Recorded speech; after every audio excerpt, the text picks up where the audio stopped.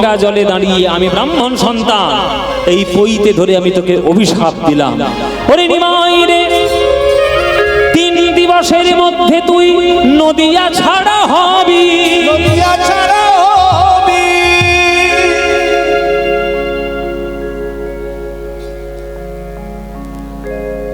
গৌরাঙ্গ মহাপ্রভু অভিশাপ পেলেন, 3 দিবসের মধ্যে নদিয়া ছাড়া হওয়া। আর একজন ব্রাহ্মণ যে পাশে দাঁড়িয়েছিল সে বলল, আমি একটা অভিশাপ দেবো। তুমিও যখন দিয়ে যাবেও কেন, বাদ থাকি আমি একটা দিই। বলে, কেন তুমি আবার অভিশাপ দেবে কেন, তোমার কি করেছে? শোনো মশাই, অভিশাপ কেন দেবো জানো? এই নয়, সারাদিন খোল পিটিয়ে কি নাকি হরিনাম নাম কীর্তন করে, আর সন্ধ্যেবেলা হয়ে গেলে শ্রীবাসের দরজা বন্ধ করে কি সব রসকীর্তন করে। তা আমি মনে মনে ভাবলাম যে রসকীর্তনটা একটু শুনে আসি। হ্যাঁ, কেমন রসকীর্তন হয়। সারা রাত ধরে শ্রীবাসের দরজার সামনে দাঁড়িয়ে রইলাম। ব্রাহ্মণ হয়ে এমন এক ওদের ব্যবহার, আমি একটা ব্রাহ্মণের ছেলে দাঁড়িয়ে সারা রাত মশাই দরজা খুললো না, অপমান করলো আমায়, এত বড় সাহস। ওরে নিমাই, তাই আমি অভিশাপ দেব। কি অভিশাপ? সংসার সুখ তোর চিরকালের মতো নাশ হোক।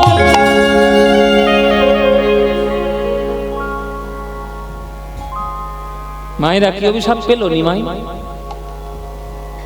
প্রথম অভিশাপ কি পেল? 3 দিবসের মধ্যে নদিয়া ছাড়া হবে। আর দ্বিতীয় অভিশাপ কি পেল? সংসার সুখ নাশ।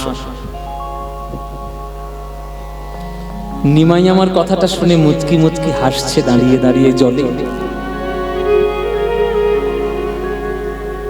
মহাপ্রভু বলছেন, আমার নিমাই বলছেন, হে ব্রাহ্মণগণ, আপনারা মনে মনে ভাবলেন আপনারা হয়তো আমায় অভিশাপ দিলেন, কিন্তু এ তো অভিশাপ নয়, এ তো আমার জীবনের আশীর্বাদ। আমার বহুদিন ইচ্ছা ছিল জগৎ কল্যাণের জন্য আমাকে সন্ন্যাসী হয়ে চলে যেতে হবে। আজ আপনারা ব্রাহ্মণ হয়ে গঙ্গার জলে দাঁড়িয়ে যখন এই কথা আমায় অভিশাপ রূপে দিলেন, তাহলে আমি স্থির হয়ে গেলাম, এটা শুধু আমারও ইচ্ছে নয়, এটা উপরওয়ালার ভগবান গোবিন্দের ইচ্ছা। আমি 3 দিবস নয়, আমি আজ রাত্রেই নবদ্বীপ ছেড়ে চলে যাব। আমি আজ রাত্রেই যাব, কেননা পৌষ সংক্রান্তির দিন বাঙালিরা যদি একবার পিঠে পায়েস খেয়ে লেপের মধ্যে ঢোকে, আর সে বেরোবে না শীতের সময়। এইটা আমার প্রশস্ত সময় গৃহ ছাড়ার জন্য, গৃহ ত্যাগ করার জন্য। ও মায়েরা, নিমাই অভিশাপ পাচ্ছে দাঁড়িয়ে দাঁড়িয়ে গঙ্গার জলে। এদিকে সচিমা বৌমাকে আজ্ঞা দিয়েছে, বৌমা আজকে পৌষ সংক্রান্তির দিন ভালো করে একটু রান্না বান্না করো দেখি, আমার নিমাই এসে খাবে। যে কটা রান্না তোমার জানা আছে সবগুলো করো, চর্বচস্বলের ঝোপেও। আমার নিমাই খেতে বড় ভালোবাসে, ভালো করে রান্না করো। বিষ্ণুপ্রিয়া মা আমার রান্না করতে বসেছে গৌরাঙ্গ প্রভুর জন্য। বলে, স্বামী খাবে? হ্যাঁ। আর স্নান করতে গেছে, শাশুড়ি মা আজ্ঞা দিয়েছে ভালো করে যতটা পারি আমি রান্না করি। মায়েরা রান্না করছে বিষ্ণুপ্রিয়া মা। বিষ্ণুপ্রিয়া রাধে অন্ন মনের হরিষে, বিষ্ণুপ্রিয়া রাধে অন্ন মনের হরিষে। আজ প্রভু আমার অন্ন পাবেন আমার শ্রীহস্তে। প্রভু আমার অন্ন পাবেন আমার শ্রীহস্তে। ওগো আনন্দ ধরে না, আনন্দ ধরে না, ওই প্রভুর লাগি সেবার তরে আনন্দ ধরে না। প্রভু রাজ সেবার তরে আনন্দ ধরে না। সুন্দর করে রান্না বান্না করছে। হ্যাঁ, কিন্তু রান্না করতে করতে বিষ্ণুপ্রিয়া মা আমার 3টে অমঙ্গলের চিহ্ন দেখতে পেলে। ও মায়েরা, তোমরা যারা গান শুনতে এসছো শুনে নাও। যদি কোনো নারী পতিব্রতা হয়, যদি কোনো নারী স্বামীর প্রতি শুধুমাত্র ভালোবাসার যত্নবান হয়, তাহলে স্বামীর যদি কোনো বিপদ হয় সেই পত্নী কিন্তু যেখানেই থাকুক বুঝতে পারবে। বিষ্ণুপ্রিয়া মা আজকে রান্না করতে করতে তিনখানা গতকালকের থেকে লক্ষ্য করছেন তিনটে অমঙ্গলের চিহ্ন দেখে রেখেছে। কি অমঙ্গলের চিহ্ন? মধ্যপতি ভাঁড় ভাঙিয়া কাঁদিছে গোয়ালা, থেকে থেকে বিষ্ণুপ্রিয়া মায়ের মন হয় উতলা।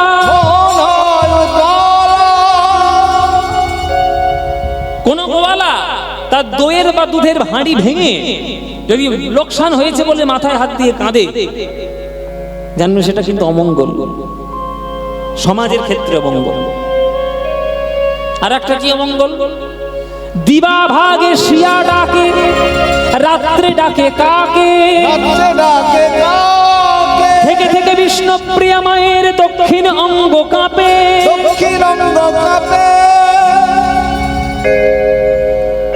কি গো মায়েরা, মেয়েদের ডান চোখ নাচা খারাপ না? কি ঠিক কি না? মেয়েদের ডান চোখ নাচা খারাপ আর ছেলেদের বাম চোখ নাচা খারাপ। দক্ষিণ অঙ্গ কাঁপছে বিষ্ণুপ্রিয়া মায়ের, এই অমঙ্গল কিন্তু লক্ষ্য করেছে। আরেকটা কি? তৃতীয় অমঙ্গল দেখা গেল জানা, থেকে থেকে বিষ্ণুপ্রিয়ার খসে নাকের সোনা। কোন বিবাহিতা রমণীর অঙ্গ থেকে যদি বিনা কারণে অলংকার খসে পড়ে যায়, জানবেন সেটা কিন্তু একটা অমঙ্গল।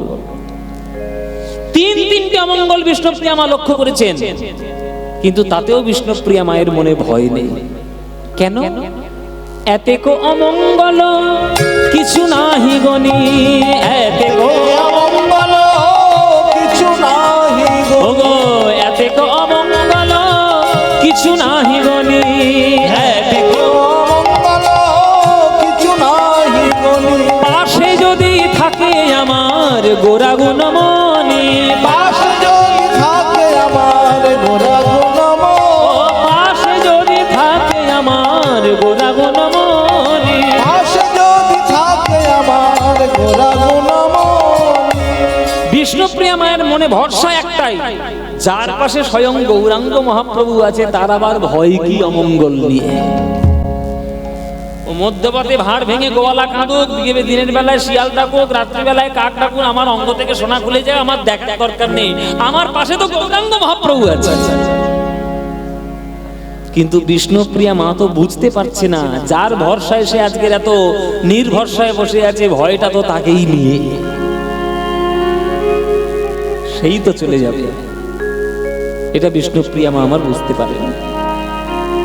অভিশাপ পেয়ে আমার মহাপ্রভু চলে এলো বাড়িতে। দুপুর বেলায় বিষ্ণুপ্রিয়া মায়ের হাতে যা যা রান্না করেছিল সব একেবারে চট্টচস্য লেজ্জ পেয়েও প্রভু আমার প্রাণ ভরে গ্রহণ করলেন। বিষ্ণুপ্রিয়া মা জিজ্ঞেস করছি, বলো প্রভু, আমি তোমার ঠিক মতো সেবা দিতে পেরেছি তো? রান্না ভালো হয়েছে তো? বলছে হ্যাঁ ভালো হয়েছে বিষ্ণুপ্রিয়া, খুব সুন্দর প্রসাদ সেবা করলাম, তুমি একটু বিশ্রাম করো, আমার অনেকদিন আত্মীয়দের বাড়িতে যাওয়া হয়নি, আমি একটু আত্মীয়দের বাড়িতে একটু ঘুরে আসি, সবার বাড়িতে একটু দেখা করে আসি, প্রত্যেকের বাড়িতে। নবদ্বীপে প্রত্যেকের বাড়িতে একবার করে দেখা করে নিলাম নিমা। কেন মায়েরা? কারণ আত্ম আর আসা হবে না, আত্ম আর যাওয়া হবে না, শেষ দেখা, শেষ একবার আলাপ পরিচয় তো করে যায়, আর তো ফিরবো না নবদ্বীপে। মনে মনে স্থির সিদ্ধান্ত নিয়ে ফেলেছে, আর ফেরা যাবে না। তাই প্রত্যেকের বাড়িতে একবার করে ঘুরিয়ে নেয়। কথা নয়, সবাইকে বলছি, কীর্তনের আসর, এটা ফাংশনের আসর হচ্ছে না, কোমর দুলিয়ে নাচা হবে না এখানে। মন দিয়ে শুনুন, এই যে প্রসঙ্গটা গাইছি বড় করুণ, বড় জটিল এবং বড় গভীর, এগুলো মন্ত্রের মতো শুনতে হয়, একেবারে হাত জোড়ো করে শুনতে হয়, তবেই তার রস পাবেন, নইলে রস পাবেন না। কীর্তন গানের মধ্যে সেই পবিত্রতাগুলো বড্ড হারিয়ে যাচ্ছে, ওই জন্য কীর্তন গানের এই দশা হয়েছে। পবিত্রতাগুলো আমরা বজায় রাখতে পারছি না, পবিত্রতাগুলো ঠিক রাখুন। মায়েরা গল্প পরে করবেন, বাড়িতে চলে যাবেন যখন, আবার 365 দিন গল্প করার সুযোগ পাবেন। কীর্তনের আসরে বসেছি, চুপচাপ শুনুন।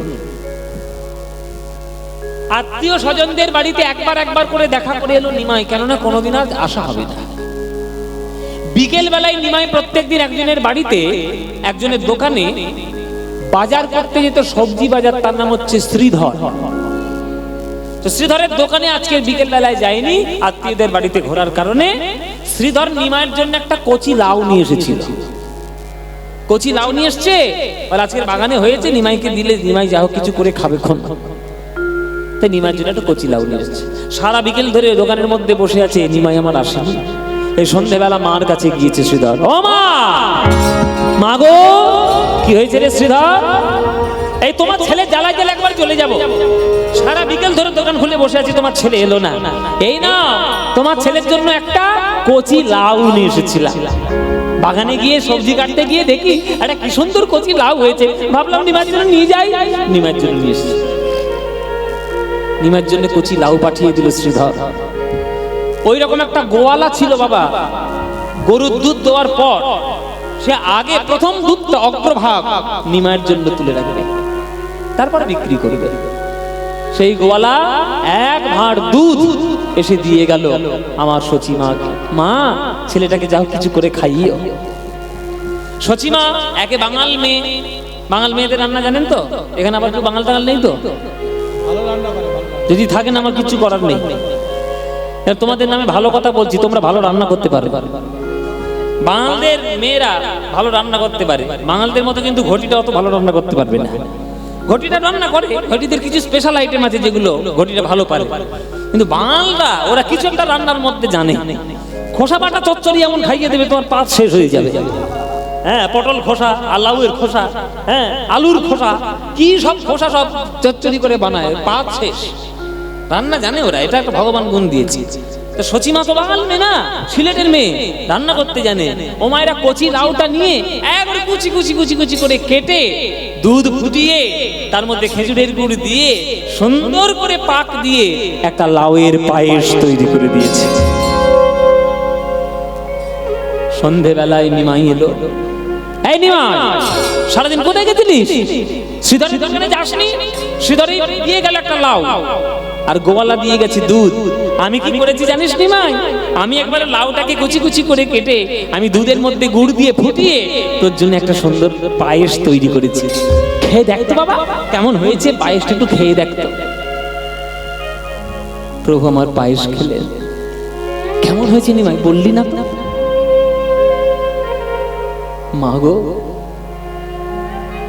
শ্রীধরের ভালোবাসা মাখানো লাউ, গোয়ালার ভালোবাসা মাখানো দুধ, তোমার করুণাময়ী স্নেহময়ী স্পর্শ, তিনটে মিলেমিশে অমৃত হয়ে গেছে গো মা। আজ আমি পায়েস খেলাম না, আমি অমৃত খেলাম। এই অমৃত দেবতাদের ভাগ্যে পর্যন্ত হয় না। খুব ভালো হয়েছে, ভালো হয়েছে নিমাই, খুব ভালো হয়েছে। তাহলে রাত্রির বেলার বেরোতে হবে না। আজকে পৌষ সংক্রান্তির দিন, আজকে এত ঠান্ডার সময় বাইরে বেরোস না, বৌমার কাছে যা, তো যা বৌমার কাছে যা, বৌমা অপেক্ষা করছে। আমার নিমাই এলো বিষ্ণুপ্রিয়ার কাছে। বিষ্ণুপ্রিয়ার কাছে এসে বলছে, বিষ্ণুপ্রিয়া, ও বিষ্ণুপ্রিয়া। বলুন স্বামী। আজকে না তোমার হাতে আমার খুব সাজতে ইচ্ছে করছে বিষ্ণুপ্রিয়া, তুমি আমাকে একটু সাজিয়ে দেবে? আমাকে একটু সাজিয়ে দিতে পারো? বিষ্ণুপ্রিয়া মনে মনে ভাবছে, আমার তো আজকের ভাগ্যের সীমা নাই। দুপুর বেলায় প্রভু আমার হাতে অন্ন পেলেন, আবার এই রাত্রি বেলায় এসে বলছেন আমার হাতে সাজবেন। আমার ভাগ্য আজ সুপ্রসন্ন। আজ প্রভুর চরণে আমি আমার মনের কথা বলবো, আমার মনের কথা নিবেদন করব। তুমি আমার হাতে সাজবে প্রভু? আমি তো তোমাকে কোনোদিন ভালো করে সাজাতে পারিনি। বিয়ের পর থেকে তোমাকে তো আমার মনের কথা সেভাবে তোমাকে আমি কাছে পাইনি। কীর্তনের আবেশে, কীর্তনের উন্মাদনায় তুমি রোজ সন্ধ্যাবেলা চলে যাও শ্রীবাস অঙ্গনে। গদাধর তোমায় সাজিয়ে দেয়, তার মাঝে তুমি দাঁড়িয়ে কীর্তন করো। কোনোদিন সেই রূপ তো আমি কখনো দেখিনি। আমি তোমাকে সাজাবো কেমন করে? আমি আমার মনের মতো করে তোমায় সাজিয়ে দেব। যদি ভুল হয়ে যায় নিজ গুণে ক্ষমা করে দিও প্রভু। সবাই হাত জোড় করে বসবো, সবাই সবাই হাত জোড় করে বসবো। আজকের বিষ্ণুপ্রিয়া মা মহাপ্রভুকে সাজাচ্ছে। মায়েরা একবার খেয়াল করুন, একবার মনে মনে ভাবুন যে গভীর রাত্রে কি হতে চলেছে। আমার নিমাই কিন্তু চলে যাবে, সেটা কিন্তু ঘুণাক্ষরেও টের পাচ্ছে না বিষ্ণুপ্রিয়া। এবার টের যখন পাচ্ছেন না, মনের আনন্দে সাজাচ্ছে। বলুন তো মায়েরা, বিষ্ণুপ্রিয়া মায়ের জায়গায় যদি আপনি হতেন, আপনি আমার মহাপ্রভুকে কেমন করে কাছে পাওয়ার চেষ্টা করতেন? যে অপেক্ষা করে বসে থাকে সে অপেক্ষার গুরুত্ব জানে। সবাই অপেক্ষা করতে পারে না। বিষ্ণুপ্রিয়া মা অপেক্ষা করতে যায়। আজকের অপেক্ষা করার পর আমার গৌরাঙ্গ মহাপ্রভুর চরণ পেয়েছে। আজ মনের মতো করে তাকে সাজাবে। একবারও চেষ্টা করে দেখছে না যে পরক্ষণে কি হতে চলেছে। বিনা মেঘে বজ্রপাত যে হবে সেটা বিষ্ণুপ্রিয়ার কোনো ধ্যান ধারণা নেই। মায়েরা, এসব প্রেমের গান। যদি প্রেম থাকে হৃদয়ে, তবে এই গান আপনাদের মনের কোণে দাগ কাটবে। প্রভু এসব, প্রভু বসো, আমি তোমাকে সাজাবো। আমি সাজাবো তোমারে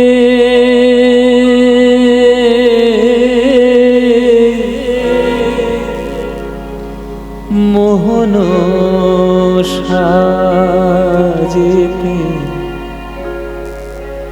আশা ছিল মোর মনে, আমি সাজাবো তোমারে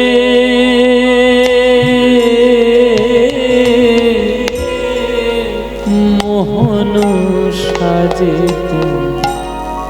আশা ছিল মোর মনে, আর যে কিছুই চাই না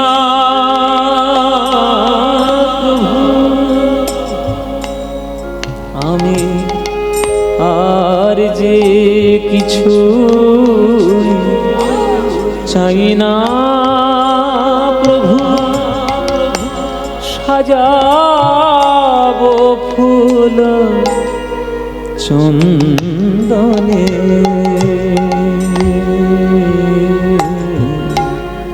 আমি সাজাবো তোমারে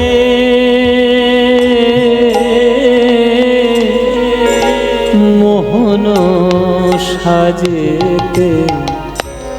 আশা ছিল মোর মনে।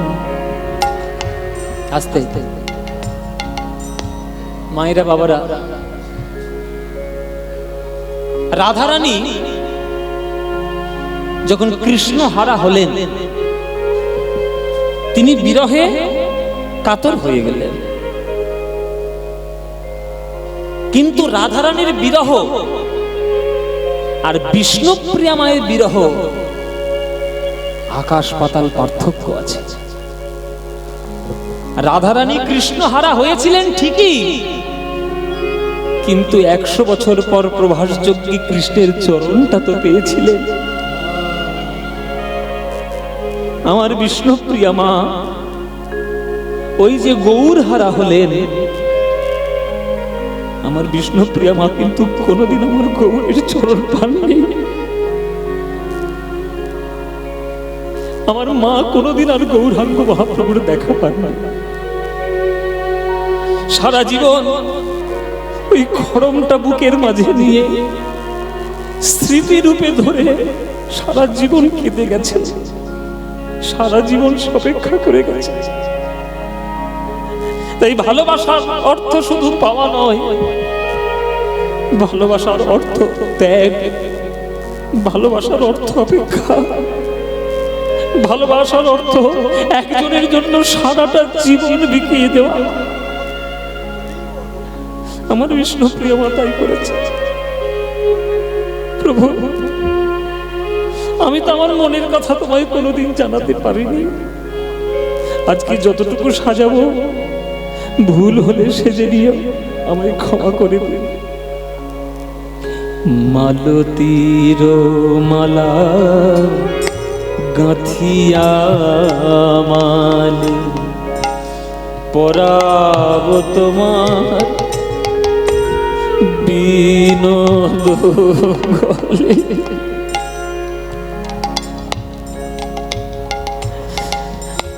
মালতীর মালা গাঁথিয়া মালি পরাব তোমার বিনোদ গলে। ও রাঙা চরণে আমি পরাব নূপুর পদ রাখিয়া।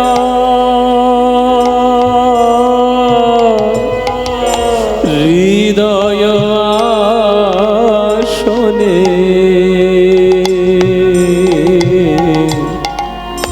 সাজাব তোমারে।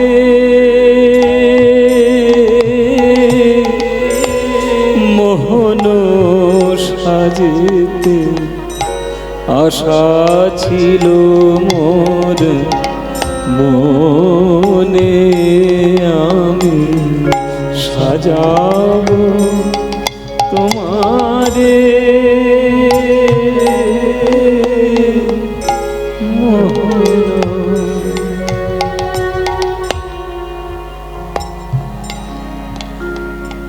সাজাতে সাজাতে চরণে নূপুর পরাতে পরাতে গৌরাঙ্গ প্রভুর চরণটা জড়িয়ে ধরে বিষ্ণুপ্রিয়া ঘুমিয়ে পড়লেন।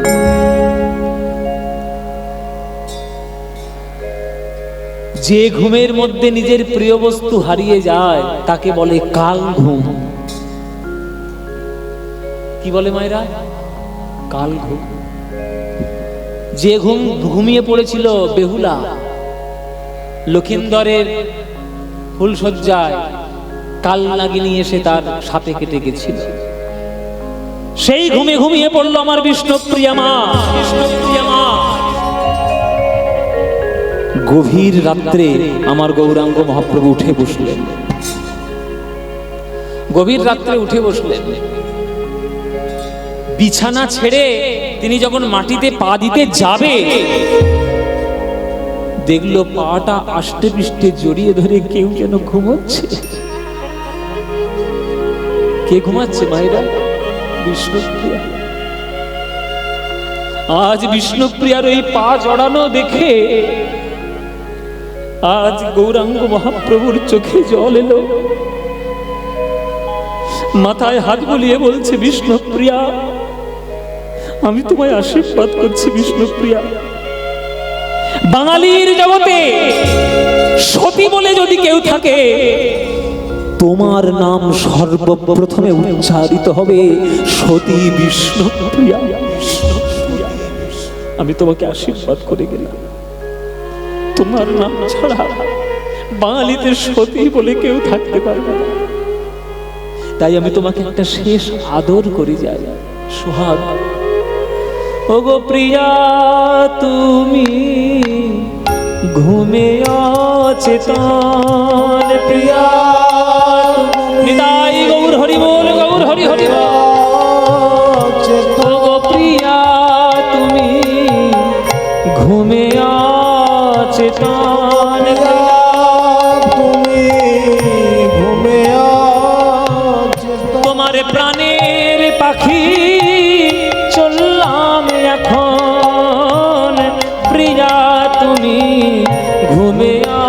চেতন প্রাণের পাখি চললাম এখন প্রিয়া তুমি ঘুমে আছো।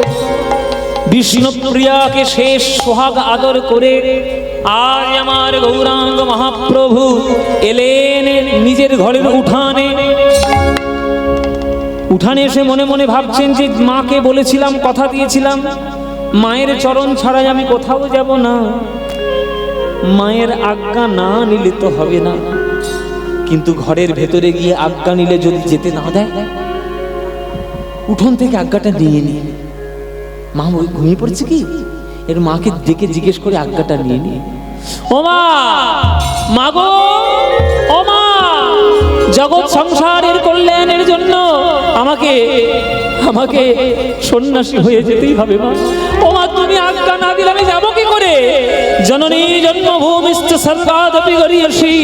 জননীর আজ্ঞা না পেলে কি কোনো কার্য সিদ্ধি লাভ করা যায়? ও মা, তুমি আমায় বলো মাগো, আমি কি বৃন্দাবনে যাব? আমি কি ব্রজে যাব? আমি কি ব্রজে যাব?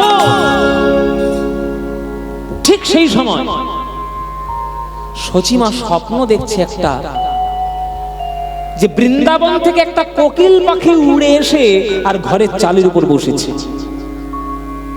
আর সেই কোকিল পাখিটাকে উদ্দেশ্য করে আমার সচিমা ঘুমের ঘরে আলতো আলতো শব্দে বলছে, ওরে ব্রজের কোকিল ব্রজে যারে। হরি বল গৌর, হরি বল, হরি হরি বল। ব্রজে ওরে ব্রজের কোকিল ব্রজে যারে। ওরে ব্রজের কোকিল ব্রজে যারে। ওরে হেথায় কেন এলি উড়ে, ব্রজের কোকিল ব্রজে যারে।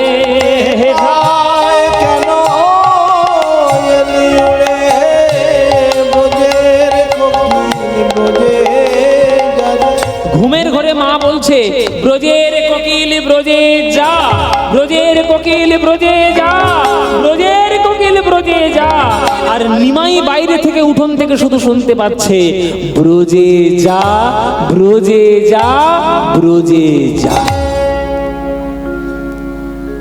নিমাই আমার মনে মনে ভাবলো, মা যদি ঘুমিয়ে থাকবে তাহলে এক কথা তো তিনবার বলবে না।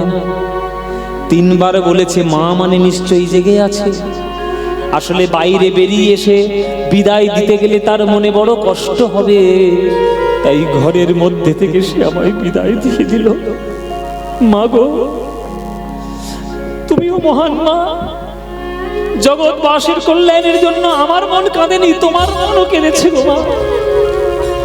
ওগো স্বর্গ, ওগো মর্ত, ওগো পাতাল, তোমরা সবাই সাক্ষী থেকো। আমি কিন্তু মায়ের আজ্ঞা বিনা ঘর থেকে বেরোইনি, আমি মায়ের আজ্ঞা নিয়ে গিয়েছি। সাক্ষী থেকো চন্দ্র সূর্য, সাক্ষী অন্তর্যামী। সাক্ষী থেকো চন্দ্র সূর্য, সাক্ষী অন্তর্যামী। সাক্ষী থেকো চন্দ্র সূর্য, সাক্ষী অন্তর্যামী। সাক্ষী থেকো চন্দ্র সূর্য, সাক্ষী অন্তর্যামী। যাবার কালে মামা বলে ডেকে গেলাম আমি। হরি বল, হরি বল। মামা বলে ডেকে গেলাম। ওগো তোমরা সবাই সাক্ষী থেকো, তোমরা সবাই সাক্ষী থেকো। আমার মাকে প্রবোধ দিও, তোমরা সবাই সাক্ষী থেকো। আমার মাকে প্রবোধ দিও, তোমরা সবাই সাক্ষী থেকো। আমার মাকে প্রবোধ দিও, আমি বিনা মায়ের আর কে আছে? আমার মাকে প্রবোধ দিও, আমি বিনা মায়ের আর কে আছে? আমার মাকে প্রবোধ দিও, আমি বিনা মায়ের আর কে আছে? আমার মাকে প্রবোধ দিও, তোমরা সবাই সাক্ষী থেকো। ওগো ওইছন ভাবিয়া মন্দিরতে জিয়া, ওইছন ভাবিয়া মন্দিরতে, ওগো ওইছন ভাবিয়া মন্দিরতে জিয়া, ওইছন ভাবিয়া মন্দিরতে আজ আইলা সুরধ্বনির তীরে।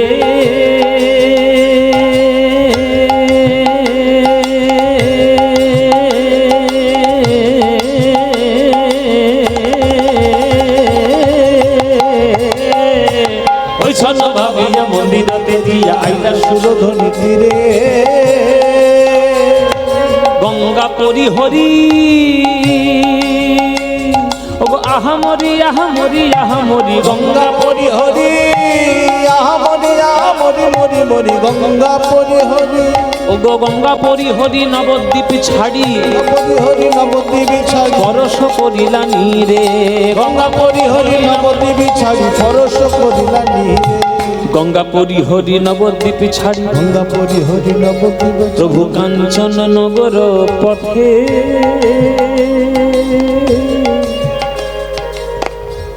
এই হচ্ছে কীর্তন, এই হচ্ছে কীর্তনের গান। কোমর দোলানো গানের তো দরকার নেই। সঠিক কীর্তন গাইতে থাকলে লোকেরা এমনি শুনবে, ভক্তরা এমনি শুনবে।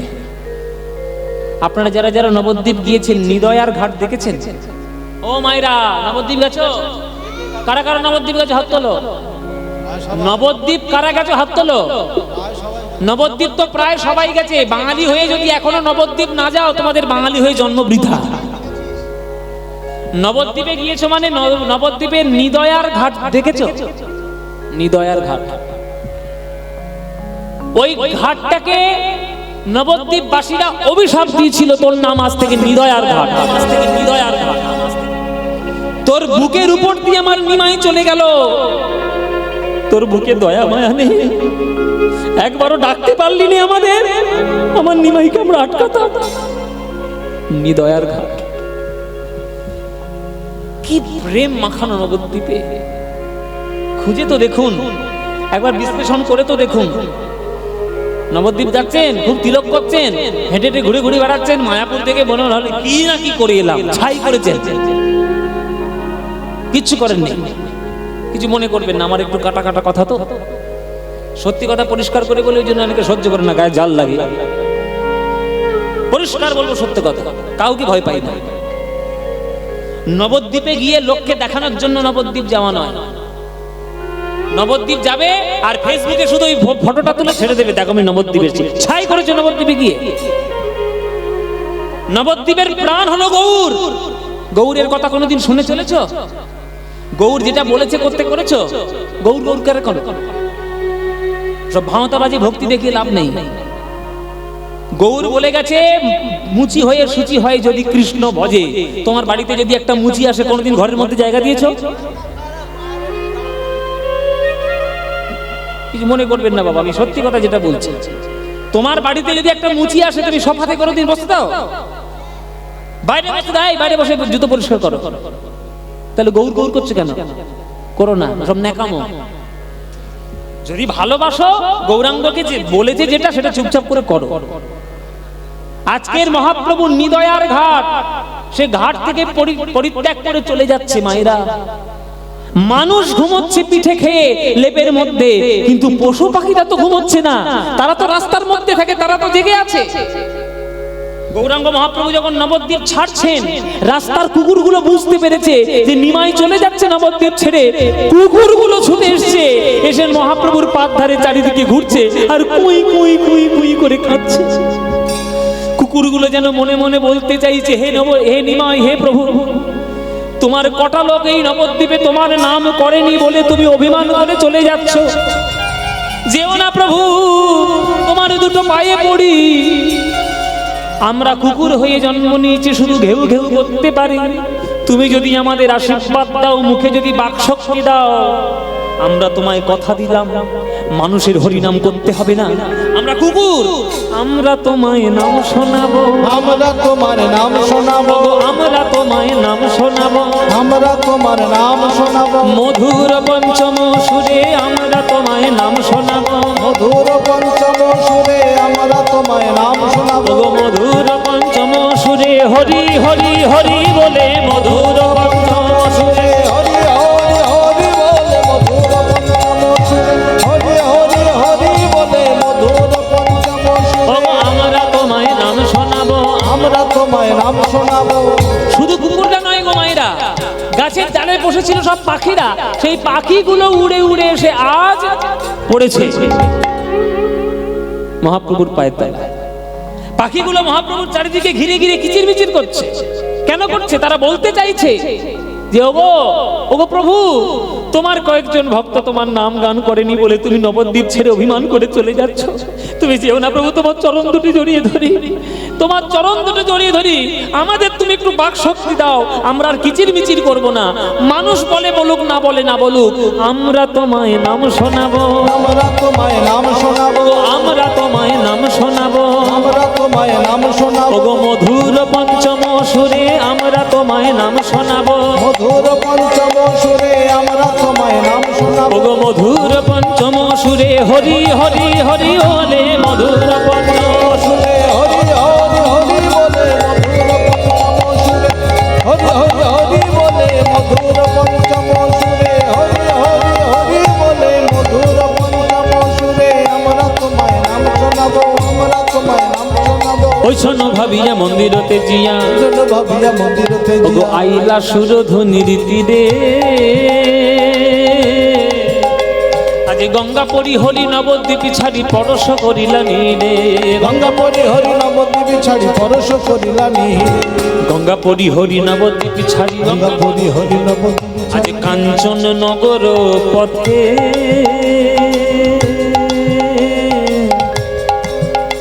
আজ শুনি সর্বজন দগদগি মন, তাদের বজর পড়ল মাথে, শুনি সর্বজন জগত জীবন বজর পড়ল মাথে, পাষাণ সমান হৃদয় কঠিন, পাষাণ সমান হৃদয়, ওগো পাষাণ সমান হৃদয় কঠিন, পাষাণ সমান হৃদয়, ওগো সেও শুনি গলি যা, পশু পাখি ঝুরে আরে গলয়ে পাথরে, এ দাস লোচনে গায়ে, পশু পাখি উড়ে গলায় পাথরে দাস লোচন গায়, ও পশু পাখি ঝুরে গলয়ে পাথরে, এ দাস লোচনে গায়, পশু পাখি ঝুলে গলায় পাথরে দাস লোচন গায়, সকল পাখিরা চিৎকার করছে, কিচির মিচির করছে, গৌর গৌর গৌর গৌর করছে। বিষ্ণুপ্রিয়া মা আমার যে ঘরে ঘুমাচ্ছিল, সেই ঘরের ছাদের উপর চালের উপরে, ঘরের চালের উপরে একটা পেঁচার বাসা ছিল, পেঁচা পেঁচা পেঁচার বাসা। পেঁচাটা মনে মনে ভাবলো যে সকল পক্ষী কুল গৌর গৌর বলে কাঁদবে, আর আমি পেঁচা বলে আমি একটু গৌর গৌর বলে কাঁদবো না? আমার গলার আওয়াজ কর্কশ বলে, আমার আওয়াজ শুনে বাচ্চারা ভয় পায় বলে আমি একটু গৌর গৌর বলে কাঁদবো না? আমি একটু কাঁদবো।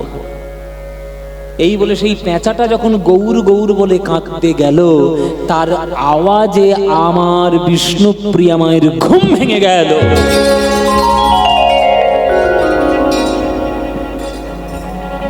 ও মায়েরা, মায়েরা, বাবারা, কিছু মনে করবেন না। স্বামী স্ত্রী যদি পাশাপাশি শুয়ে থাকে, স্ত্রী যদি কোনো কারণে রাত্রির বেলায় স্বপ্নের ঘোরে হোক বা অন্য কারণে হোক যদি ভয় পেয়ে যায়, তাহলে স্বামীকে বুকে জড়িয়ে ধরার চেষ্টা করে ভয়। তা বিষ্ণুপ্রিয়া ঘুমের আগে তো জানতো বা জেনেছিল, জেনে বুঝে শুয়েছিল, ঘুমিয়ে পড়েছিল যে মহাপ্রভুর চরণে সে নুপুর পড়াচ্ছে। তা সে জানে যে মহাপ্রভুর চরণ আমার কাছে আছে। পেঁচার কর্কশ ধ্বনিতে যখন ঘুম ভেঙে গেল, ভয়ে চরণটা জড়িয়ে ধরতে চাইল, কিন্তু চরণ জড়িয়ে ধরতে গিয়ে দেখলো বিছানার উপরে নুপুর পড়ে রয়েছে, সোনার চরণ মা, মা তুমি ওঠো, ও মা তুমি ওঠো, তুমি এখনো ঘুমোচ্ছ, তোমার ছেলে চলে গেছে, আমাদের ছেলে তোমার ছেলে চলে গেছে। বৌমা, কি বলছো বৌমা? আমার নিমাই গেল কোথায়? কোথায় যাবে? দেখো দেখো দেখো দেখো ঘরের মধ্যে লুকিয়েছে কিনা। ছোট্টবেলা থেকে আমার নিমাই বড় দুষ্ট, লুকোচুরি খেলা খেলতে বড্ড ভালোবাসে। ঘরের মধ্যে লুকিয়ে থাকতো, আমি খুঁজে বের করে নিয়ে আসতাম, দেখো ঘরের মধ্যে আছে কিনা নিমাই। ও ওরে ওরে নিমাই, কোথায় গেলে নিমাই? নিমাই, নিমাই, নিমাই।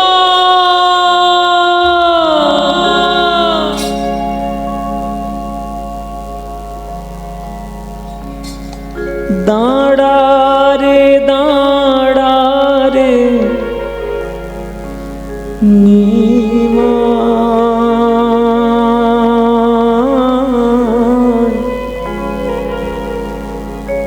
তোর চাঁদ মুখ একবার দেখি রে নির্মাণ, একবার দাঁড়া রে।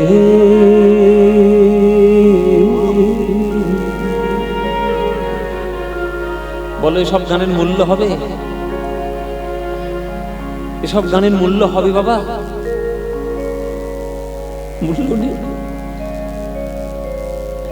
আপনারা যদি গৌর ভক্ত হন, নবদ্বীপে থাকবেন, রাত্রির বেলায় সচি মায়ের গলার আওয়াজ শুনতে পাবেন এখনো, যদি আপনি গৌর ভক্ত হন।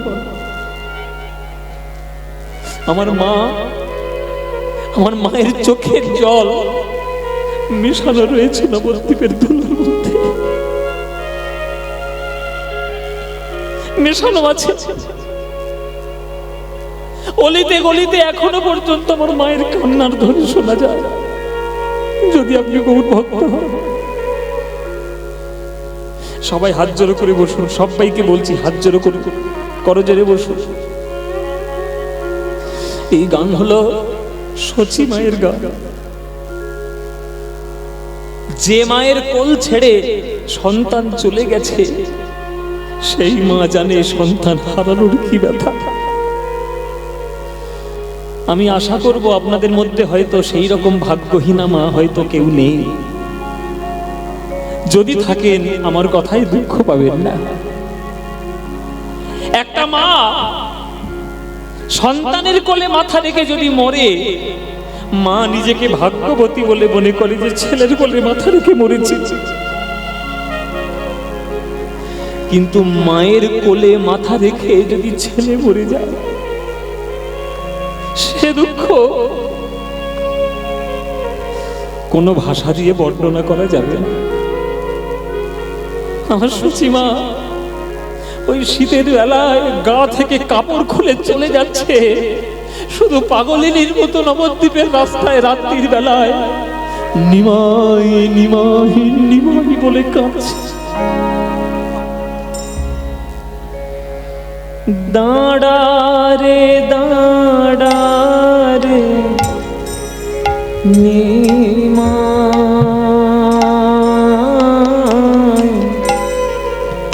তোর চাঁদ মুখ একবার দেখি রে নিমাই,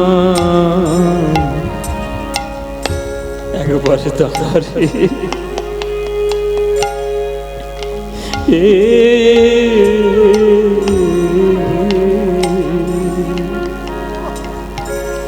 দাঁড়া রে দাঁড়া রে নিমাই, তোর চাঁদ মুখ দেখি রে নিমাই, একবার রে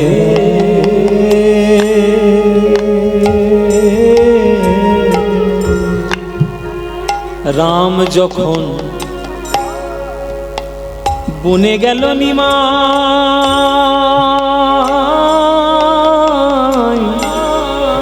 সঙ্গে নীল সীতা। নিমাই রাম যখন বনে গেল নিমাই, সঙ্গে নীল সীতা। ওগো তুমি যবে গেলে গো নিমাই,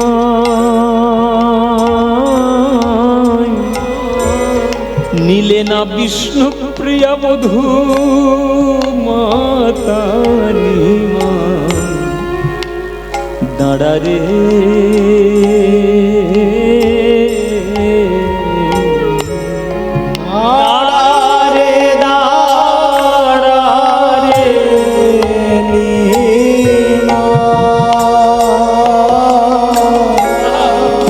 চাঁদ মুখ দেখি রে নিমাই, একবার দাঁড়া রে। আমি কি মুখ নিয়ে যাব বিষ্ণুপ্রিয়ার কাছে? নিমা আমি যে কত যত্ন করে বৌমাটাকে ঘরে নিয়ে এসেছিলাম, সে যদি আমার মুখের সামনে প্রশ্ন করে, মা কার হাতে তুমি তুলে দিয়েছো আমায়, আমি কার ভরসায় বেঁচে থাকবো সারা জীবন? বলতে পারিস নি ভাই, তোর এই মার মান সম্মান কোথায় যাবে? কি মুখ নিয়ে আমি তার সামনে দাঁড়াবো? মা খুব পণ্ডিত হয়েছিস না, বড্ড পণ্ডিত হয়েছিস তুই। তোর কোন পাণ্ডিত্য, তোর কোন শাস্ত্র, তোর কোন পড়াশোনায় লেখা আছে মাকে ছেড়ে ধর্ম করো? বললি মা।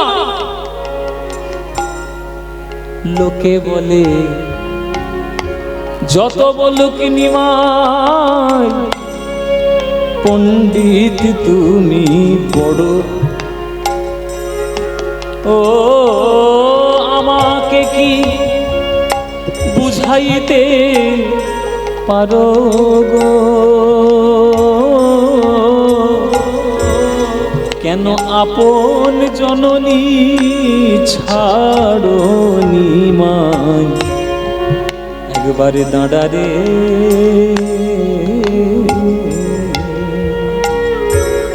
দাঁড়ারে দাঁড়ারে নিমাই, তোর চাঁদ মুখ দেখি রে নিমাই, দাঁড়ারে রাই ওর হরি বল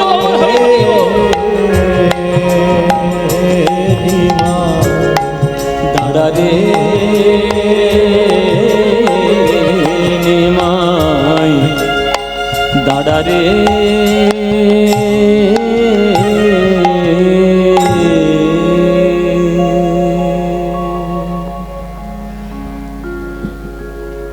আমি এখানে দেখতে পাচ্ছি মায়েদের চোখের কোণে জল।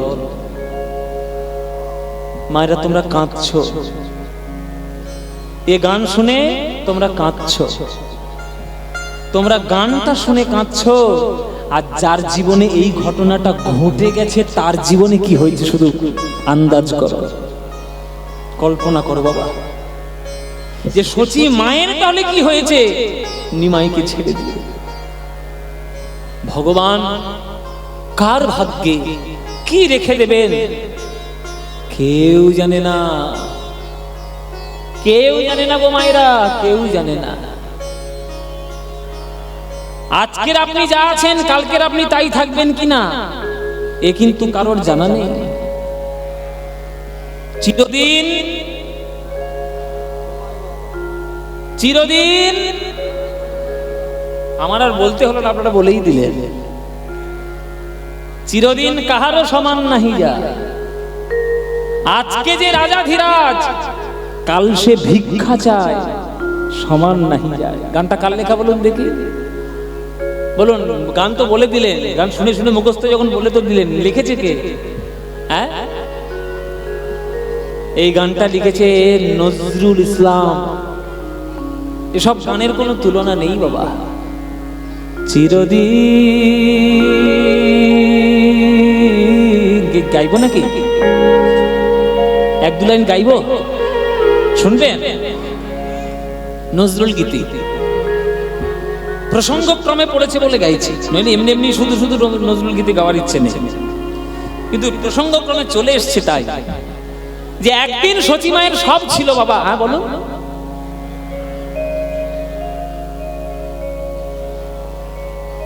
ভালো লাগছে? হ্যাঁ, এই হচ্ছে, এইগুলো হচ্ছে শিক্ষা। এগুলো শিখতে হয় তো, যে কোন প্রসঙ্গে কোন গান গাইলে তবে সেই গানের মর্যাদাটা বজায় থাকে। এগুলো গুরুদেবের কাছে গিয়ে না বসলে হয়, গুরুর কাছে বসতে হয়। চিরদিন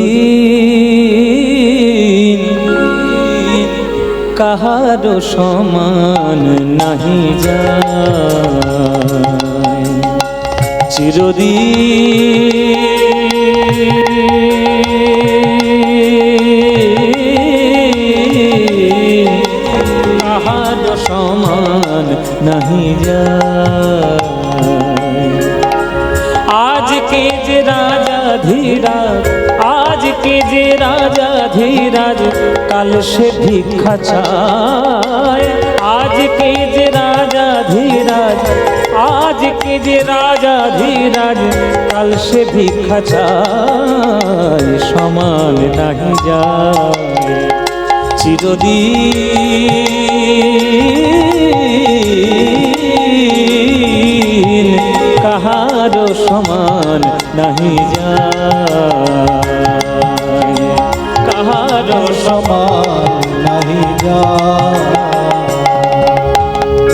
স্বামী পঞ্চ পাণ্ডব। এই দাঁড়াও, শোনো শোনো, আজকে তুমি যেটা আছো, আজকে তুমি যেটা মনে মনে ভাবছো আমার কাছে সবকিছু আছে, কালকে তোমার কাছে থাকবে? ভারতবর্ষ, আপনারা আজকে একটু একটু কঠোর কঠোর কথাগুলো শুনে রাখুন, একটু কড়া কথা।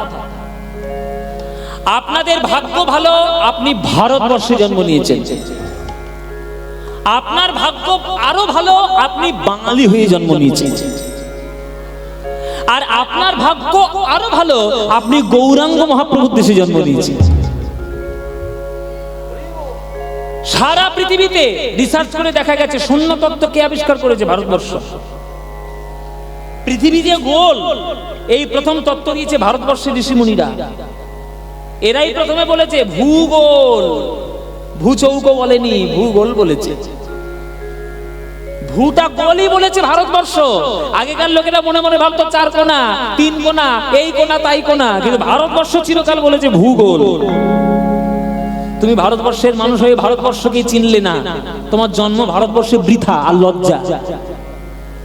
ভারতকে যে না চিনবে সে সারা বিশ্ববাসীকে কাউকে চিনতে পারবে না, তাই না? শূন্য তত্ত্বের একটা তাৎপর্য কি মায়েরা? শূন্য তত্ত্ব মানে তাৎপর্য কি? শূন্য তত্ত্বের তাৎপর্য হচ্ছে আজকের আপনি যেখান থেকে নৌকা ছাড়বেন, সারা পৃথিবী ঘুরে আপনার নৌকা ঠিক সেই জায়গায় এসে দাঁড়াবে। তাই আজকের যে আপনি এখানে আছেন, কালকের যে কোথায় থাকবেন কেউ কোনোদিন কিছু ভাবেই বলতে পারবে না। অবতার শ্রীরামচন্দ্র, অবতার শ্রীরামচন্দ্র সে জানকীর পতি।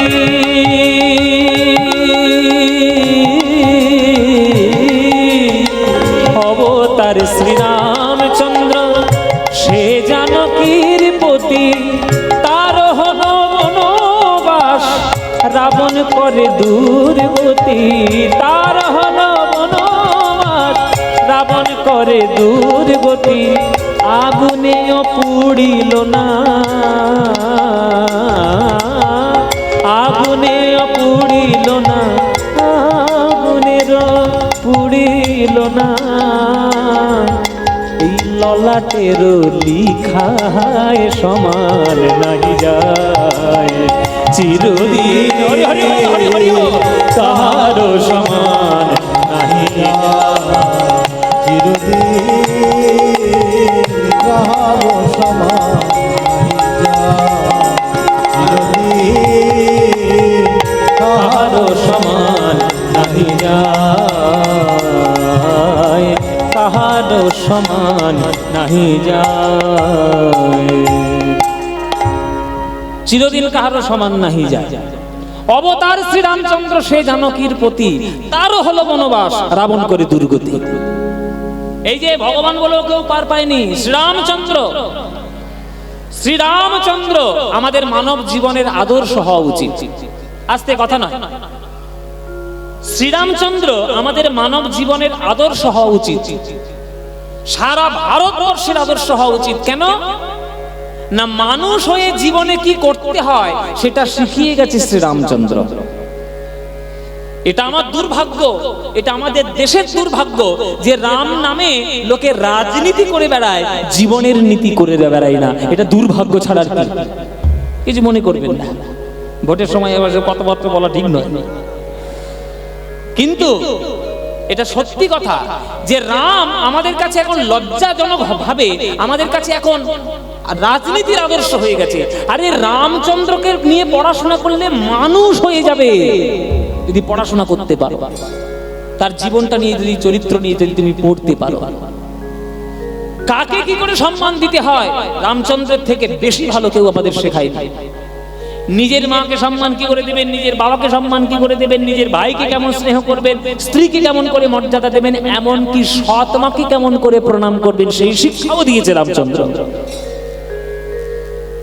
আবার শত্রুকে কি করে সম্মান দিতে হয় সেটাও শিখিয়েছে রামচন্দ্র।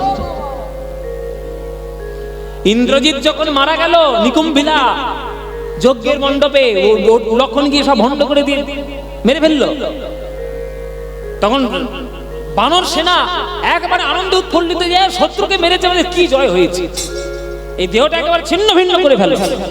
রামচন্দ্র বলছে খবরদার, ওর গাকে স্পর্শ করবে না। একটা বীর তার দেশের মর্যাদা রক্ষার জন্য বীরোচিত ভাবে মরেছে।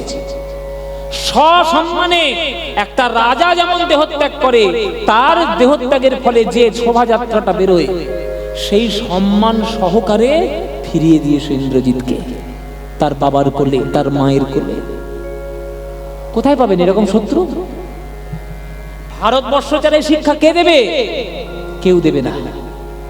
আপনি জন্মেছেন ভারতবর্ষে, গর্ববোধ করুন আমি ভারতবাসী।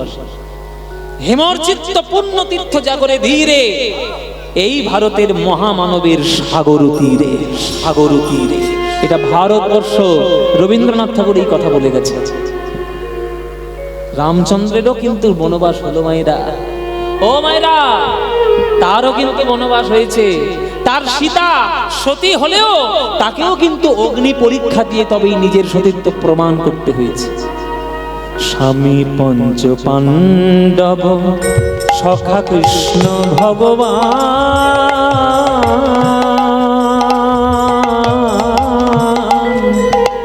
দুঃশাসন করে তবু দ্রৌপদীর অপমান।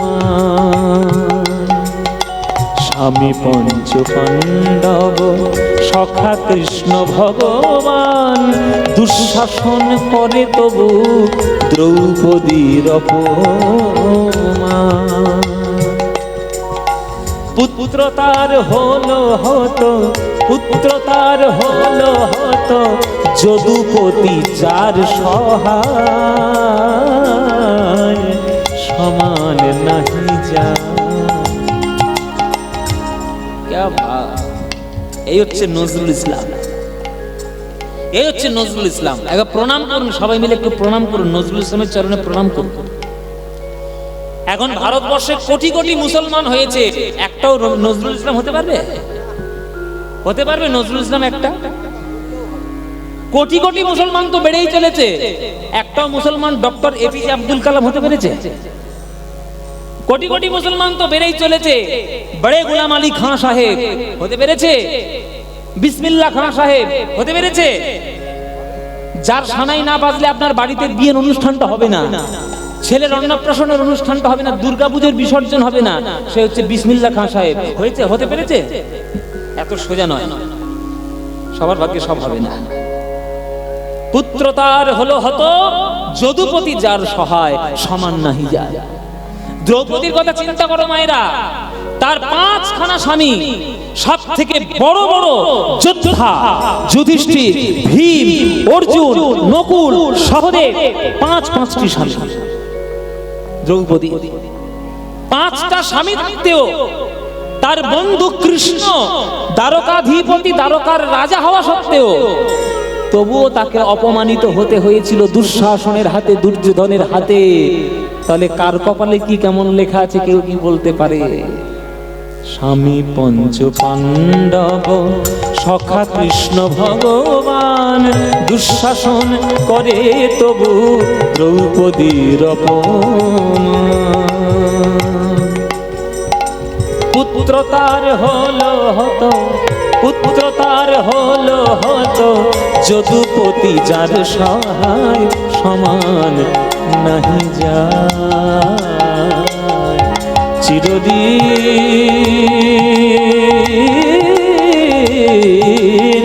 চাহার সমান নাহি যায়, কাহার সমান নাহি যায়, কাহার সমান নাহি যায়।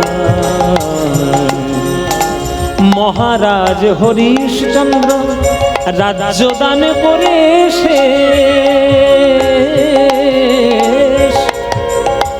আস্তে আপনাদের একটা কথা বলি, এই নজরুল গীতিটা অনেকেই গেয়েছেন, অনেকের রেকর্ড ফেকর্ড সব হয়ে সব গেছে।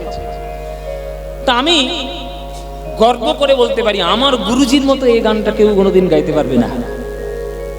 পণ্ডিত অজয় চক্রবর্তী, আমার গুরুজি এই গানটা যা গেয়ে দিয়েছে একেবারে ইতিহাস তৈরি হয়ে গেছে।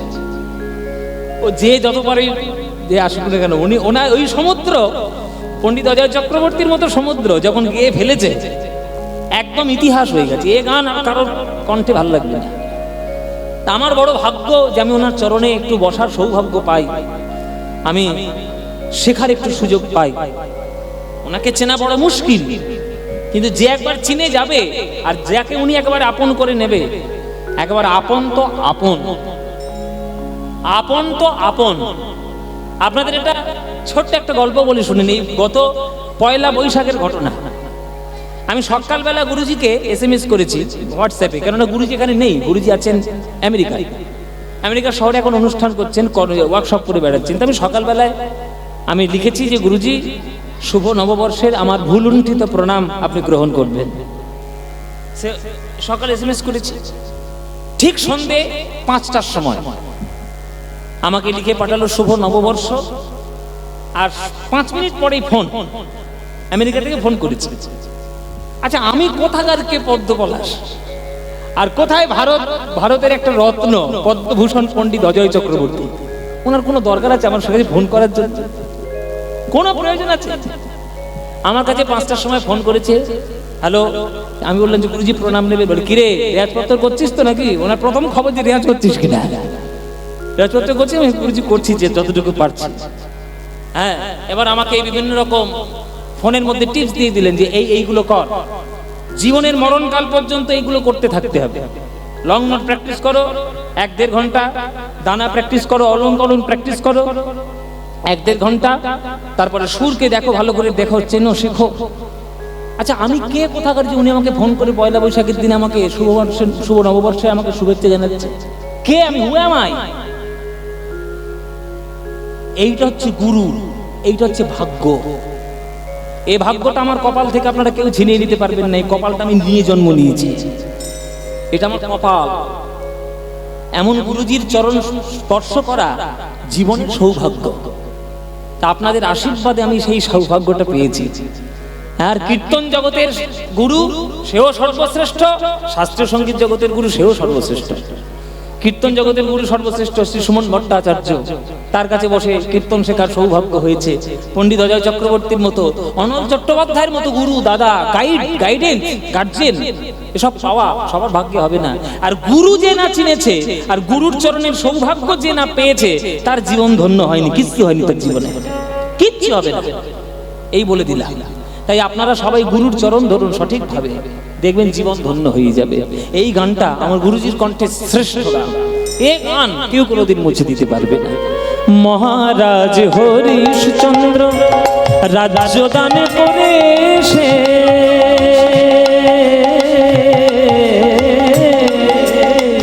মহারাজ হরিশ্চন্দ্র রাজ্য দান করে শেষ, শ্মশানে রক্ষী হয়ে লোভিল চণ্ডাল বেশ।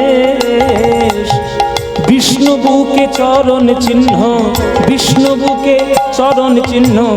আস্তে, বিষ্ণু বুকে কার চরণ চিহ্ন মায়েরা? বিষ্ণু বুকে চরণ চিহ্ন কার?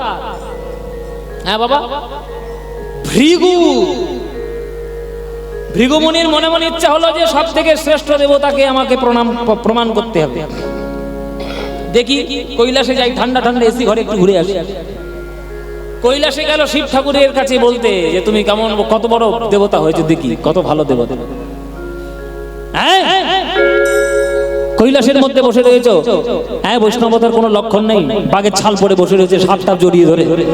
হ্যাঁ, শুধু গল্প আর গল্প স্ত্রীর সঙ্গে। এই উল্টো পাল্টা যেই কথা বলেছে, শেষ বলে কে রে বেটা, আমি আমার কোনো সঙ্গে গল্প করবো, তাদের তোর কি নেই? আমি বাঘ ছাল পরি আর সাপ পরি, একবারে ত্রিশূল দিয়ে তারা করেছে। ভৃগুমুনি বলে বাপরে বাপরে বাপ, এ দেবতা হওয়ার শ্রেষ্ঠ দেবতা হতে পারবে না, পালাই আগে এই ত্রিশূল নিয়ে তারা করেছে। এইবার গিয়েছে ব্রহ্মলোকে ব্রহ্মার কাছে, হ্যাঁ ব্রহ্মলোকে ব্রহ্মার কাছে গিয়েছে, গিয়ে দেখছে ব্রহ্মা ধ্যান করছে, তো দাঁড়িয়ে রয়েছে ভৃগুমুনি, কিছুতে কথা আর বলে না। এইবার রেখে গিয়ে বলছে যা তা কথা বলতে শুরু করেছে, হ্যাঁ সৃষ্টিকর্তা ব্রহ্মা হয়েছো, এটা অতিথি সেবা করতে জানো না? তোমার বাড়িতে অতিথি দাঁড়িয়ে রয়েছে, ভ্যানের মধ্যে একবার মত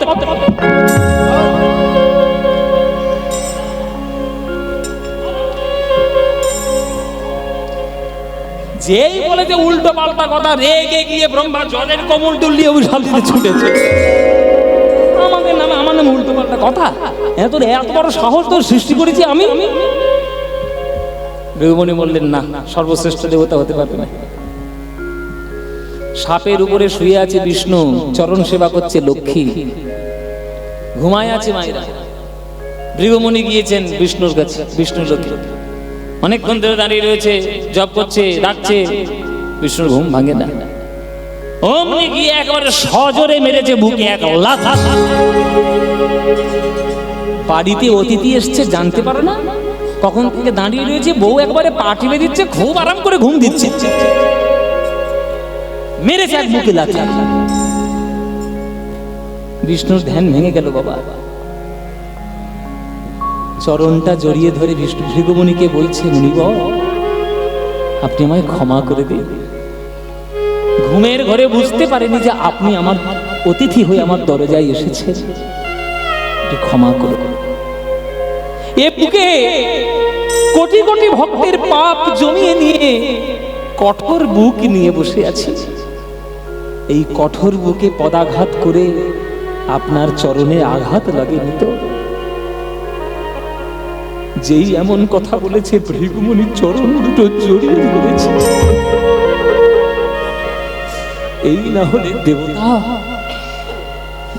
তুমি সর্বশ্রেষ্ঠ দেবতা। ভগবান বিষ্ণু তার বুকে লাথি মারা, চারটিখানি কথা, কিন্তু মেরেছে। লাথি মারে ভৃগুমুনিরা, আর শ্রেষ্ঠ হয়ে যায় কে? বিষ্ণুরা। কেননা চরণের ডাকটা বুকে নিয়েই তো শ্রেষ্ঠ হয়েছে বিষ্ণু। হ্যাঁ, মহারাজ হরিশ্চন্দ্র রাজ্য দান করে সে, শ্মশানে রক্ষী হয়ে লোভিল চণ্ডাল বেশ, বিষ্ণু বুকে চরণ চিহ্ন, বিষ্ণু বুকে চরণ চিহ্ন, ললাট লিখন কি খন্ডায়, সমান নাহি যায় চিরদিন, কাহারো সমান নাহি যায়, কাহারো সমান নাহি যায়, কাহারো সমান নাহি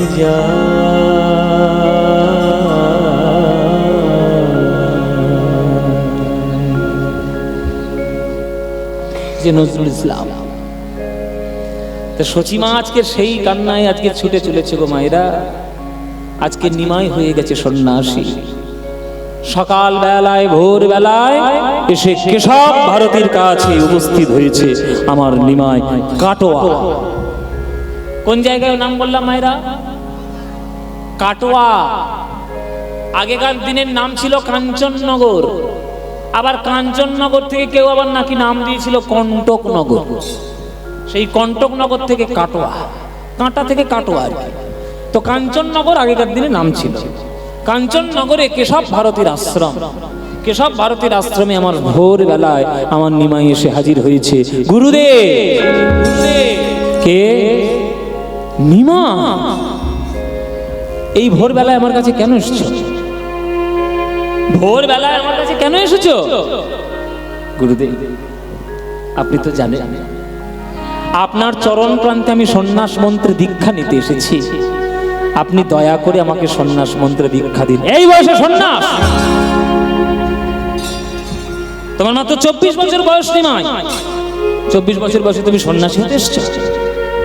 ভারতবর্ষের শিক্ষা, ভারতবর্ষের আদর্শ তোমার জানা নেই? ব্রহ্মচর্য, গার্হস্থ, বানপ্রস্থ, সন্ন্যাস, এই চারটে চতুরাশ্রম প্রথা, এগুলো মেনে জীবনে চলতে হয়। একটা মানুষের যদি 100 বছর আয়ু হয়, 25 বছর পর্যন্ত করতে হয় তার ব্রহ্মচর্য, 25 থেকে 50 গার্হস্থ, 50 থেকে 75 বানপ্রস্থ, আর 75-এর পরে সন্ন্যাস। আর তোমার মাত্র 24 বছর বয়স, তুমি বিবাহ করেছো বিষ্ণুপ্রিয়াকে, আর তুমি অগ্নিসাক্ষী করে তাকে বিয়ে করে আর আজকে তুমি চলে এলে সন্ন্যাস হতে। অন্যায় হবে নিমা। বাড়ি যাও, বাড়ি ফিরে যাও। বাড়িতে বৃদ্ধা মা রয়েছে, মাটা স্বর্গবাসী হোক, স্ত্রীর সঙ্গে ভালো করে সংসার করো, তারপরে তুমি আমার কাছে এসো, তারপরে নয় সন্ন্যাসী হোক। 24 বছরের বয়সে সন্ন্যাসী হতে নেই নিমাই, অন্তত 50 বছর বয়স হোক, তারপরে না হয় তুমি আমার কাছে সন্ন্যাসী হতে আসবে। নিমাই বাড়ি যাও, নিমাই বাড়ি যাও। নিমাই বলছে, গুরুদেব আমি যা বোঝার বুঝেছি, আমি যে ঘর থেকে একবার বেরিয়ে এসেছি, আমি সেই ঘরে দ্বিতীয়বার আমি ফিরে যেতে পারবো না। আর আপনি আমাকে বয়সের দোহাই দেখাবেন না, আপনার চরণে অনুরোধ করছি, আপনি বয়সের দোহাই দেবেন না। শোনো, যার হয় তার 4-এই হয়, আর যার হবার নয় তার 4 লক্ষতেও হবার নয়, হতেও হবার।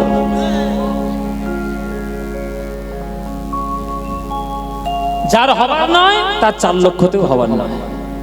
আপনি 50 বছর বয়স আপনার কাছে আসতে বলছেন, তখন আমার সন্ন্যাসী হয়ে যাবে, এই কথা বলতে চাইছেন তো? আমি বলছি শুনুন গুরুদেব, 50-তেও হয় না, 50-তেও হয় না, 50-তেও হয় না, 50-তেও হয় না, পঞ্চ অহংকারে না ভাঙিলে 50-তেও হয় না। হরি বল, হরি বল, হরি বল। 50-তেও হয় না, অহংকারে না ভাঙিলে 50-তেও হয় না, অহংকার না ভাঙিলে 50-তেও হয় না। 50 বছর বয়স হয়ে গেছে, 5খানা অহংকার ছাড়েনি, ছাড়েনি। কি কি? রূপ, যৌবন, হ্যাঁ রূপ, যৌবন, তারপরে মাহাত্ম্য রয়েছে, পঞ্চতত্ত্ব, রূপ, রস, হ্যাঁ এইসব অহংকার যদি তুমি ত্যাগ করতে না পারো, তাহলে তুমি 50 বছর বয়সও তোমার দ্বারা হরিনাম হবে না। জাতি বিদ্যা মহত্তঞ্চ রূপ যৌবনেব বচ, এই জাতি বিদ্যা রূপ, মহত্ব আর যৌবন, এই 5টা অহংকার যদি কাটাতে না পারো 50 বছর বয়সে, তোমার দ্বারা হবে না, হবে না। কি 60 বছরে হবে? এই বুড়ো আবার 10 বাড়িয়েছে, তাহলে 60 বছরে হবে। 60-তেও হয় না, 60-তেও হয় না, 60-তেও হয় না, 60-তেও হয় না, ওই ষড়রিপু না কাটিলে 60-তেও হয় না, ষড়রিপু না কাটিলে 60-তেও হয় না, হবে না। রিপু, রিপু, ওই যে জামা কাপড় সব রিপু করে, ওই রিপু না, জামা কাপড় রিপু করার কথা কেন বলেছি আমি? ওটা রিপু, আর এটা রিপু, রিপু কি? হ্যাঁ ফ, এটা প, এটা ফ নয়। ও মায়েরা, রিপু মানে কি? রিপু মানে হচ্ছে শত্রু, শত্রু সব 6খানা শত্রু আছে, হ্যাঁ, কাম, ক্রোধ, লোভ, মোহ, মদ, মাৎসর্য, সব শত্রু। হ্যাঁ, এই 6টা শত্রু না কাটলে 60 বছর বয়সও হবে না, হবে না।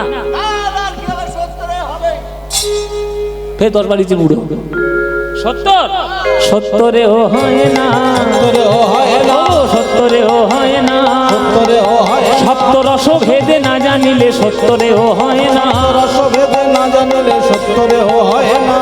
হাস্য করুন বীর ভক্ত, হ্যাঁ, ভয়ানক রুদ্র বিভৎস, এইসব রসগুলো যদি তুমি কাটাতে না পারো, ও তোমার দ্বারা হরিনাম হবে না, 70 বছর বয়সও হবে না, হবে না।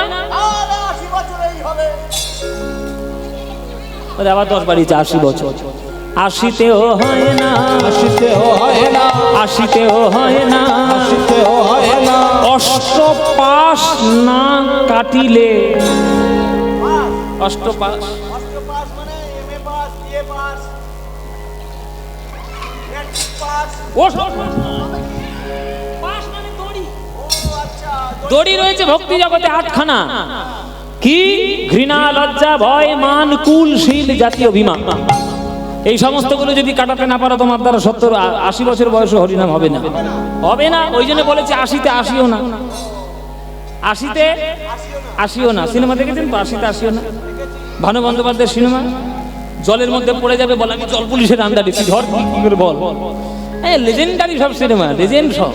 ভানু বন্দ্যোপাধ্যায়, রবি ঘোষ, অনুপ কুমার, আমাদের তুলসী চক্রবর্তী, হরিধন মুখোপাধ্যায়, বাপরে বাপ, সব সিনেমা তারা করে গেছে।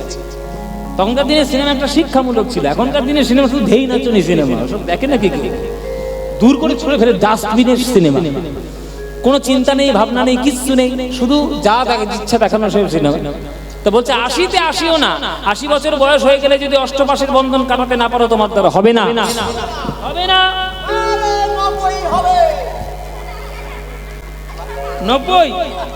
90তেও হয় না, নববিধা ভক্তি না জন্মিলে 90তেও হয় না, ভক্তি না জন্মিলে 90তেও হয় না। 9 রকমের ভক্তি আছে, শ্রবণং কীর্তনং বিষ্ণু শরণং পাদ সেবনম অর্চনং বন্দনং স্বক্ষং দাস্বং আত্মনিবেদনং।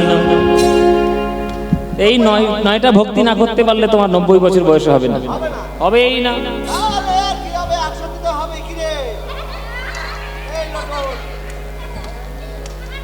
বলে 100 বছর বয়সে হবে। ও মায়েরা, 100 বছর যেই বলেছে নিমাই হি হি করে হেসে ফেলেছে। কেশব ভারতী বলছে হাসলে কেন নিমাই? বলে আপনার কথা শুনে 100 বছর হবে? কোনদিন হয়? প্রথম কথা, 100 বছর বাঁচবো কিনা সন্দেহ আছে। এই যে মায়েরা বাবারা এখানে যারা যারা গান শুনছেন বসে বসে, আপনারা এখানে 100 বছর কারা কারা বাঁচবেন হাত তুলুন গ্যারান্টি দিয়ে। 100 বছর ও মায়েরা কে বাঁচবেন? 100 বছর কে বাঁচবেন? 100 বছর বাঁচবেন? গ্যারান্টি দিতে হবে কিন্তু। আমি এমনি গ্যারান্টি নেব না, কোর্ট থেকে, হাইকোর্ট থেকে 100 টাকার স্ট্যাম্প পেপার নিয়ে আসবো, সই করিয়ে নেবো। তার আগে যদি মরে যেত তোমার ব্যবস্থা করে দিতে। হ্যাঁ, তা মায়েরা 100 বছর বাঁচবে কিনা প্রথম কথা সন্দেহ। আর যদিও বা বেঁচে যায় তবুও তার দ্বারা হরিনাম হবে না। কেন? সৎসঙ্গ না করিলে 100তেও হয় না। হরি বল, হরি না করিলে 100তেও হয় না। সৎসঙ্গ না করিলে 100তেও হয় না। সৎসঙ্গ না করিলে 100তেও হয় না। সৎসঙ্গ না করলে 100 বছর বয়স তোমার দ্বারা হবে না। সৎসঙ্গ করো। সৎসঙ্গে স্বর্গবাস, আর অসৎসঙ্গে ভালো শিখেছে তো পদ্মগুলো। অসৎসঙ্গে সর্বনাশ। তো অসৎসঙ্গ করো কেন? বাড়িতে বসে বসে হরিনাম করতে পারো না? কার বাড়ির মেয়ে পালিয়েছে, কার বাড়ির ছেলে প্রেম করে বিয়ে করেছে, কে 3-4টে বিয়ে করে ঘরে বসে, এসব খবর নিয়ে তোমার লাভ কি? ঠাকুর ঘরে চুপচাপ চলে যাও, জপের মালা নিয়ে বসে বসে হরিনাম করো কি যাও। তোমার এত খোঁজ করার দরকার কি? কার ছেলে পালিয়েছে না পালিয়েছে? এসব সৎসঙ্গ না করলে এইগুলোই মাথার মধ্যে ঘোরাফেরা করবে, ওসব বাদ দাও। হ্যাঁ, সৎসঙ্গ না করলে 100 বছর বয়সও হরিনাম হবে না। না,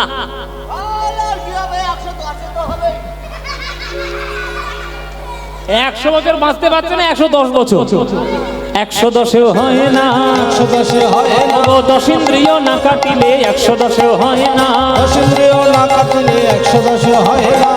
চক্ষু, কর্ণ, নাসিকা, জিহ্বা, ত্বক, মুখ, পাদ, পানি, পায়ু, উপস্থ, এই 10টা ইন্দ্রিয়ের বন্ধন যদি কাটাতে না পারো তোমার দ্বারা 110 বছরেও হরিনাম হবে না, হবেই না। বিষ খাবি? ইঁদুর মারা না ঘাস মারা? ওইটা 120। এখানে বিষ মানে কিন্তু খাবার বিষ নয়, এখানে বিষ মানে কুড়ি। কুড়িকে বিষ বলা হয়। 120এও হয় না, 120 হয় না। 120এও হয় না, 120 হয় না। ওগো বিষয় বিষ না কাটিলে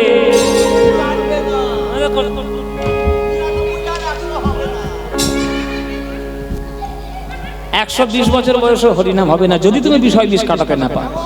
বলে মরণের সময় ব্রাহ্মণ বৈষ্ণবরা এসে বুকে গীতা রেখেছে আর বলছে বাবা একটু পরে যখন নিমতলা কেওড়া তলায় তুই যাবি এইবার, এবার বল হরি বল, বল হরি বল, বল হরি বল, বল। মরণের বিছানা ছেড়ে সে লোকটা বলছে না, এখন আমার 2 বিঘে জমি পাওনা আছে, কবে পাবো বলো। এই হচ্ছে বিষয় বিষ। টাকা পয়সা নিয়ে যারা সারা জীবন ঘাঁটাঘাঁটি করে, ও মরণের সময় পয়সার কথা মনে পড়বে, ভগবানের নাম মনে পড়বে না। 120 হয় না, বিষয় হয় না, ও বিষয় বিষ না কাটিলে 120 হয় না। বিষয় বিষ না কাটিলে 120 হয় না। কেশব ভারতী করজোরে বলছে আমার ঘাট হয়েছে নিমাই, আমার অন্যায় হয়ে গেছে, তোমার সঙ্গে তর্ক, বাপরে বাপরে বাপরে বাপ। কেশব কাশ্মীরি তোমার সঙ্গে তর্ক করে পারলো না, আর আমি তো কেশব ভারতী, তোমার সঙ্গে কি তর্ক করব? আমি তোমার সঙ্গে তর্ক করব না, যাও যাও মুন্ডন করে এসো। আমার মুন্ডন মানে কি? নেড়া হওয়া। তাহলে মুন্ডন মানে নেড়া করা, যারা করায়, যারা চুল কাটে তাদেরকে কি বলে? নাপিত বলে। তাহলে কোন নাপিতের কাছে যাব গুরুদেব আপনি বলে দিন। বলে আমাদের কেটোয় একটা ভালো নাপিত আছে। সে নাপিত কে? সে নাপিত হচ্ছে মধু পরামানিক। বাবারা এইটা মধু পরামানিক, আর ডাবর কোম্পানির মধু।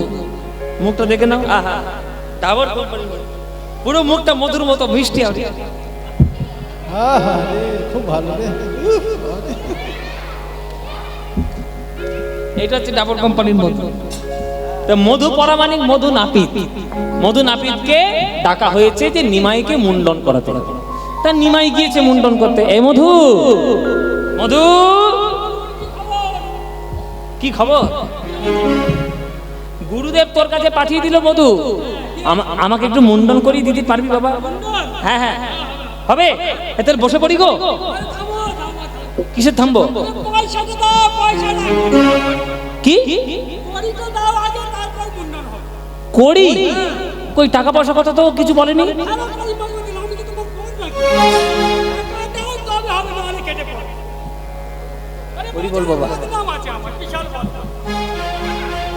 এই যে মধু পরামানিকের কাছে কেশব ভারতী পাঠিয়েছে, কি এমনি এমনি পাঠিয়েছে? কেশব ভারতী ভালো করেই জানে মধু পয়সা ছাড়া কারোর মাথায় ঘুর ঠেকায় না। আর নিমাই যখন ঘর থেকে বেরিয়েছে তাহলে পকেটে করে পয়সা নিয়ে আসেনি, তাহলে পয়সা দিতে পারবে না, মুন্ডন হবে না, আমার সন্ন্যাসটাও দিতেও হবে না। টাকা টাকা তো নিয়ে আসিনি রে বাবা। শোন বাবা, শোন মধু, তোকে আমি পয়সা দিতে পারলাম না, কিন্তু পয়সার পরিবর্তে একটা কথা দিয়ে গেলাম, তোকে আমি ভব নদী পার করে দেব। হ্যাঁ, ওইটাই তোমার আসল কাজ। একবার পার করিয়েছিলাম যখন ছিলে মাতৃজঠরে, ঊর্ধ্বপদে হেঁট মুন্ডে বলেছিলে হে গোবিন্দ উদ্ধার করো বলে।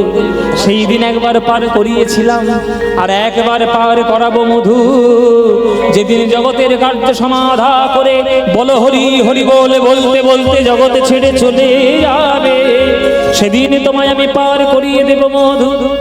ওই ভব নদী পার করাবো। এখন ভব নদী পার করাবো বলেছে, এবার এ শুনেছে মানে মধু পরামানিক শুনেছে ভব নদী মানে হচ্ছে কোন একটা জলের নদী। গঙ্গা যেমন একটা নদী, পদ্মা যেমন একটা নদী, হ্যাঁ ওরকম বোধহয় ভব বলে কোন একটা নদী আছে, সেই নদী পার করানোর কথা। কিন্তু বুঝতে পারেনি তো কথাটা যে কোন ভব নদীর কথা বলেছে। বলছি নিমাই, ও প্রভু, ভব নদী যখন পার করাবে বলেছে তাহলে এসব মুন্ডনটা করিয়ে দিয়ে, এই বলে খুর নিয়ে ভালো করে শান দিয়ে আর মহাপ্রভু নিমায়ের মাথায় দিয়েছে টান। ওমায়েরা যতবার টানছে ওই খুর পিছলে চলে যাচ্ছে, চুল আর কাটে না, চুল কিছুতে কাটছে না। ভয় পেয়ে গেল মধু, খুরের মধ্যে কি ভূত ঢুকলো নাকি রে বাবা? চুলটা কাটছে না কেন? ও নিমাই, চুল কাটছে না কেন গো? তখন নিমাই বলছে তুই একটু আগে বললি না মধু, তুই নাকি বামুনের নাপিত, তা বামুনের নাপিত হয়েছিস আর এটা জানিস নে যে বামুনের মাথায় হাত দিতে গেলে বামুনের পায়ে আগে হাত দিতে হয়। এই রে, এইটা আমার ভুল হয়ে গেছে, তাহলে তোমাকে একটু প্রণাম করিনি, পেন নামটা সারা হয়নি, তোমার মাথায় হাত দিয়েছি, প্রণাম করবে। এই বলে যখন প্রণাম করতে গেছে নিমায়ের চরণে, নিমায়ের চরণের তলায় দেখতে পেল শঙ্খ চক্র গদা পদ্মের ছাপ, চুল উঠেছে মধু পরামানিক। একই একই দেখছি, এ তো নারায়ণের পায়ের তলায় এই চিহ্নগুলো থাকে, তাহলে নিমাই কি আমার নারায়ণ?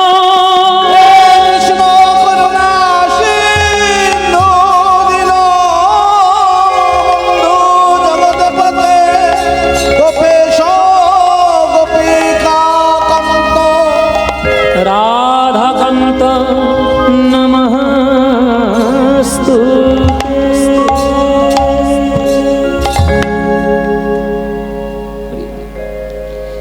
চরণটা জড়িয়ে ধরলো মধু পরামানিক প্রভু, তুমি আমার নারায়ণ, আমার নারায়ণ এসছে আমার কাছে মুন্ডন করতে, আর আমার নিমাই এসছে আমার কাছে মুন্ডন করতে। নারায়ণ, আমার নিমাই, তোমাকে যদি আজকে মুন্ডনটা করিয়ে দিই নিমাই, এই অপূর্ব রূপ আর কেউ কোনোদিন দেখতে পাবে না। তাই নিমাই তোমার চরণে আমি কথা দিলাম, তোমার মুন্ডন হলো আমার জীবনের শেষ মুন্ডন। আমি নাপিতে ব্যবসা আর না করি, নাপিতে ব্যবসা আর না করি, আমি নাপিতে ব্যবসা আর না করি, নাপিতে ব্যবসা আর না করি, আমি খুর ফেলি দিব জলে,